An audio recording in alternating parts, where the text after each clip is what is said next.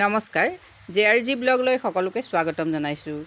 আজি আমি আলোচনা কৰিবলৈ লৈছোঁ আসাম ডাইৰেক্ট ৰিক্ৰুটমেণ্ট 2022-ৰ 26,441টা গ্ৰেড 3 আৰু গ্ৰেড 4 পোষ্টৰ পৰীক্ষা কেতিয়া অনুষ্ঠিত হ'ব আৰু পৰীক্ষাত কি আহিব, পৰীক্ষাৰ পেটাৰ্ণ কেনেকুৱা হ'ব সেই সম্পৰ্কে। ইতিমধ্যে আসাম ডাইৰেক্ট ৰিক্ৰুটমেণ্ট 2022-ৰ অনলাইন হৈ আছে। যিসকলে এতিয়াও কৰা নাই তেওঁলোকে কৰিবলৈ সময় আছে, যিহেতু 30 মে লাষ্ট ডেট।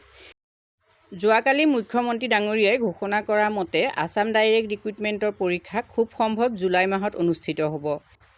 এতিয়া আমি চাওঁ এক্সাম পেটাৰ্ণ কেনেকুৱা হ'ব। Exam pattern of Assam direct recruitment 2022। Exam pattern for grade 3 post. Paper 1 written test. Number of question 150, duration 150 minutes, total marks 150 marks. Exam difficulty level HS graduation, অৰ্থাৎ BA আৰু higher secondary লেভেলৰ question আনচাৰেই ইয়াত সোধা হ'ব। Next আহিল paper 2 general eligibility, skill test আৰু computer test. Number of question ইয়াত থাকিব 50, duration 50 minutes, total marks 50 marks. Selection procedure the selection process shall be communicated in due course of time. Selection প্ৰচেছটো course of টাইমৰ লগত communicated কৰিহে কোৱা হ'ব। অৰ্থাৎ ইয়াত ৰিটন টেষ্টটো হ'ব আৰু ইণ্টাৰভিউ হ'বনে নহয় সেই কথাটো সময়ত জনোৱা হ'ব।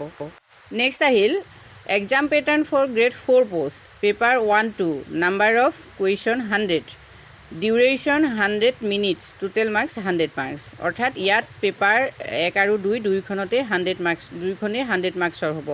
Selection procedure there will be 2 parts of the selection procedure. First part হ'ল ৰিটন টেষ্ট, নেক্সট আহিলে ইণ্টাৰভিউ। নেক্সট কি আহিব বিষয়বিলাক চাওঁ আমি। General knowledge, current affairs, aptitude test, knowledge of Assam, reasoning, general English, এইখিনিৰ ওপৰতে কুৱেশ্যন আহিব। গতিকে যিসকলে এই গ্ৰেড 3 আৰু গ্ৰেড 4 পোষ্টৰ বাবে আবেদন কৰিছে তেওঁলোকে ইতিমধ্যে পৰীক্ষাৰ বাবে সাজু হ'ব হ'ল। আজিলৈ ইমানেই, ধন্যবাদ।